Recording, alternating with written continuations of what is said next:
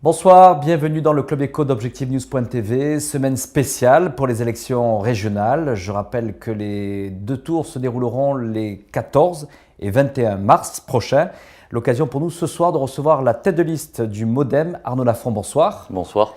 Arnaud Lafont, dans votre analyse aujourd'hui et votre volonté d'investir dans cette candidature aux élections régionales, vous mettez en cause notamment la gestion trop pépère de Martin Malvy. Pour vous aujourd'hui, la région ne prend pas suffisamment de risques dans le développement économique? Ce que je trouve, c'est que nous avons eu une gestion de région qui n'a pas été une gestion proactive. Nous avons eu une gestion tout au mieux réactive, active mais pas innovante. C'est-à-dire que nous n'avons pas eu une institution régionale qui a anticipé les changements, les mutations de notre région, notamment dans des secteurs comme le secteur industriel, qui connaît une forte crise et qui connaît des exemples emblématiques avec Molex, Friskel. On n'a pas eu une région qui a été en mesure d'utiliser le formidable vivier de chercheurs que nous avons en Midi-Pyrénées pour développer des procédés applicatifs qui déboucheraient sur les industries d'humain. Donc une gestion pépère, active. Vous n'adhérez pas à la dette zéro de Martin Malvy? Pas du tout. Alors je sais qu'à Toulouse, c'est particulier. Quand on parle de dette zéro, ça fait référence à une gestion municipale et un programme municipal qui a régné en maître mot pendant 18 ans sur le Capitole. Je crois qu'à un moment donné, l'investissement, s'il est productif, l'endettement est nécessaire. Alors Arnaud Lafont, notamment dans le magazine Objective News de cette semaine, vous évoquez que finalement aujourd'hui, il y a une classe politique qui est faible dans sa vision économique et finalement vous faites les louanges de Philippe Douste-Blazy sur le cancéropole. Est-ce que le tête de liste du MoDem prendrait exemple à l'ancien maire UMP? Alors, ancien maire centriste, puis après rallié au blanc panache de l'UMP, disparu depuis, mais maire visionnaire s'il en était, puisque c'est lui qui avait prévu et anticipé les mutations de Toulouse avec la diversification de l'industrie, notamment pharmaceutique, avec la mise en place du cancéropole. C'est lui également qui a prévu et anticipé un tracé de la ligne à grande vitesse, qui était le seul cohérent d'ailleurs, en passant par Bordeaux pour relier Bordeaux-Toulouse. Mais c'est lui aussi qui a vu qu'au-delà des Pyrénées se situait l'Espagne et Barcelone. Alors si vous plébiscitez Philippe Douste-Blazy sur la question du cancéropole et sa vision, quelle serait votre vision? Par rapport à la diversification. Oui, et à des projets structurants pour le développement économique des Midi-Pyrénées? Les projets structurants doivent aujourd'hui s'implanter au cœur de notre territoire. Nous avons la région la plus vaste de France, nous avons une région agricole. Et nous avons une problématique aujourd'hui qui est celle des industries vertes de demain. Nous avons tout ce qu'il faut en Midi-Pyrénées, aussi bien les chercheurs, les agriculteurs, la matière première, pour développer ces énergies vertes du futur qui seront autant d'emplois créés, autant d'emplois induits pour notre région. Vous pensez qu'on n'a pas suffisamment capitalisé sur cette filière-là? Hélas, non, pas suffisamment, mais sur d'autres également. J'ai la chance d'avoir sur ma commune un laboratoire Palumed qui est le laboratoire détenteur du brevet du vaccin contre le paludisme. Malheureusement, les jeunes enseignants, les jeunes chercheurs, aujourd'hui n'ont pas trouvé de débouchés en Midi-Pyrénées, ou très peu. Donc ce que m'expliquait ce patron d'entreprise, c'est que nos jeunes chercheurs, ne trouvant pas de débouchés en Midi-Pyrénées, sont obligés d'aller s'exporter aux États-Unis, par exemple. C'est regrettable, c'est une perte de cerveau pour notre région, c'est une perte d'emploi pour nos salariés. Sur la question d'une de vos propositions, vous avez évoqué la mise en place d'un fonds régional agricole. Clairement, pourquoi faire et avec quels résultats vous pourriez attendre? Le Fonds régional agricole, il a un objectif, c'est celui de la stabilisation, si ce n'est la stabilisation, du moins le maintien ou la garantie de prix. Aujourd'hui, nos agriculteurs, qui sont les acteurs de notre territoire, 2 fois plus d'acteurs dans le secteur agricole que dans l'aéronautique, pour donner un ordre d'idée pour Midi-Pyrénées, sont des personnes qui sont soumises à des aléas mondiaux, par rapport aux cours de produits comme le lait, comme les céréales, comme également la filière bovine, ovine. Pour autant, ces acteurs façonnent notre territoire. Vivre des fruits de son travail, savoir combien on va gagner à la fin du mois par rapport à son travail.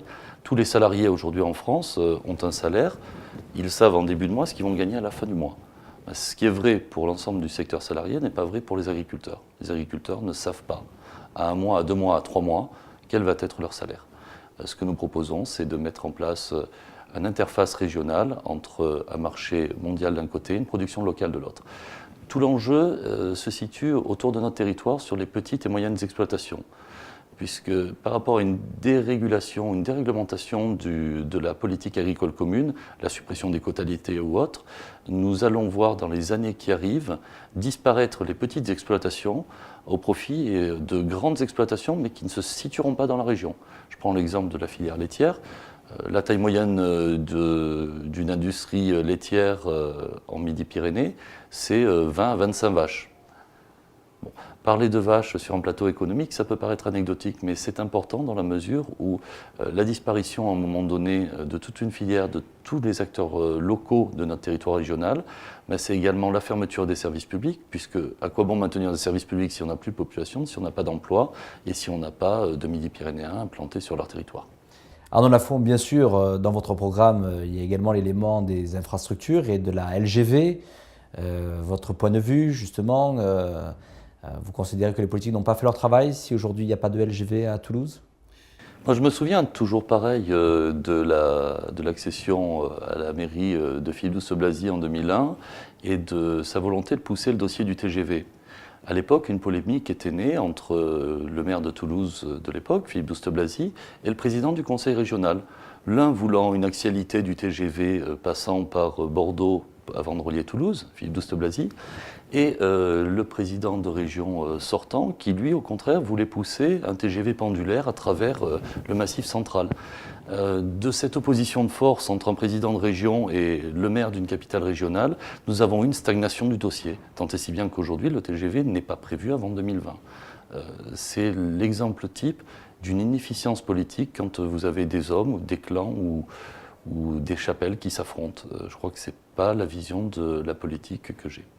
Arnaud Lafont, vous avez été élu par 2 fois à la mairie de Castanet. De cette expérience, justement, maire d'une belle ville de l'agglomération toulousaine, sur le territoire du Sécouval, quelles sont justement les expériences que vous tirerez à profit demain si vous deviez présider la région Midi-Pyrénées? L'enseignement que j'ai tiré de ces 2 mandats qui m'ont été donnés d'avoir en 2001 et 2008 est le suivant. J'ai été élu en opposition au Parti socialiste sur ma commune. Pour autant, je siège dans une communauté d'agglomération en contrat de gouvernance avec des membres du Parti socialiste et des représentants des Verts. C'est un appel que vous faites à Martin Malvy dans vos propos? Non, c'est pas forcément un appel, c'est un constat. C'est qu'à partir du moment où des hommes et des femmes de bonne volonté veulent se mettre autour de la table pour parler des préoccupations quotidiennes des habitants qu'ils sont censés représenter dans les assemblées, j'ai presque envie de vous dire que peu importe la couleur politique, ce qui compte avant tout, c'est l'envie d'agir ensemble pour nos populations, pour nos concitoyens, celles et ceux qui, le 14 et le 21 mars, vont mettre un petit bulletin dans l'urne et vont espérer beaucoup des engagements qu'on a pris devant eux. Et je crois, pour être tout à fait sûr de ce que je vous dis, que les engagements que nous prenons devant les électeurs sont des engagements que nous tenons. Je les tiens au niveau municipal, je ne vois pas pourquoi je ne les tiendrai pas au niveau régional. Arnaud Lafont, on sent bien chez les différents candidats que le mot prioritaire est le mot emploi. Vous aussi, durant votre campagne électorale, vous considérez que c'est la préoccupation majeure aujourd'hui dans ce contexte économique difficile? L'emploi, oui. L'emploi salarié. Nous avons en Midi-Pyrénées une formidable inégalité d'accès à l'emploi.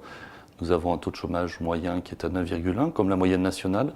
Pour autant, à travers ce chiffre qui est en adéquation avec la moyenne nationale, il existe une grande disparité. Nous avons un emploi de cadre qui, lui, est bien pourvu. En revanche, nous avons un emploi salarial en Midi-Pyrénées qui est l'un des moins bien pourvus de France. Seuls 85% des salariés en Midi-Pyrénées trouvent un emploi. Et parmi ces 85%, nous sommes l'une des régions de France où le taux d'emploi précaire est le plus développé. C'est dire si la problématique de l'emploi en Midi-Pyrénées reste entière. Alors dans vos propositions, on a également relevé une qui revient souvent dans les campagnes électorales, toujours peut-être difficile dans la mise en œuvre et dans l'application, c'est l'idée du guichet unique. Est-ce qu'à votre avis, c'est une utopie ou ça peut devenir une vraie réalité, guichet unique du point de vue de l'accueil des entreprises, du soutien des entreprises? Est-ce que ça vous paraît réaliste? Ça me paraît réaliste, encore une fois, à partir du moment où la région sera l'organe compétent en la matière. La région doit être un chef d'orchestre de toutes les politiques économiques d'un territoire qui est grand comme un pays. Midi-Pyrénées, 8,1% du territoire national, c'est pas rien. Nous avons vocation à coordonner ces politiques publiques, à mettre en place le guichet unique. Mais le guichet unique aujourd'hui, Tout le monde a envie d'un guichet unique. Vous avez les chambres consulaires qui ont mis en place des guichets uniques, vous avez les départements qui veulent mettre en place des guichets uniques, vous avez les administrations centrales d'État qui veulent mettre en place des guichets uniques et les régions qui veulent mettre des guichets uniques. Si on se mettait tous autour de la table pour en discuter et essayer vraiment, avec les acteurs économiques, de répondre à leurs besoins plutôt que se faire plaisir avec des gadgets, je crois que ça serait peut-être un peu mieux. Arnaud Lafont, c'est peut-être un signe sur la couverture d'Objective News qui est sortie vendredi la semaine dernière. Vous êtes entre Brigitte Barège et Martin Malvy. Pour vous, aujourd'hui, vous vous sentirez plus en capacité de gouverner avec Martin Malvy ou avec Brigitte Barège? Alors, cette question, elle est très importante et très intéressante pour moi. Je n'ai pas de difficulté à travailler avec les uns et avec les autres. Ce sont au contraire les deux personnes que vous venez de citer qui seraient plus en difficulté par rapport à cela. J'insiste durant cette campagne sur quelque chose d'important. Le mode de scrutin tel qu'il a été mis en place ne permet qu'aux listes qui font plus de 10% d'être présents au second tour. Par rapport à cela, ça veut dire que l'on admet dans un scrutin comme celui des régionales que 30, 40, 50% de la population de Midi-Pyrénées ne serait pas représentée par des élus qui leur ressemblent. C'est particulièrement alertant par rapport à notre démocratie. Donc je me retournerai, si je ne suis pas au second tour, vers les uns et vers les autres pour leur demander quelle place ils font aux Midi-Pyrénéens qui se seront reconnus dans la démarche du mouvement démocrate. Enfin, dans la démarche de la liste du centre. Et je tiens beaucoup à ce mot de centre, puisque notre liste est une liste du centre soutenue par le mouvement démocrate et par le Parti écologiste CAP 21, mais elle a pour vocation de rassembler celles et ceux qui veulent travailler ensemble, de gauche comme de droite. Merci Arnaud Lafont d'avoir répondu à notre invitation. Merci à vous.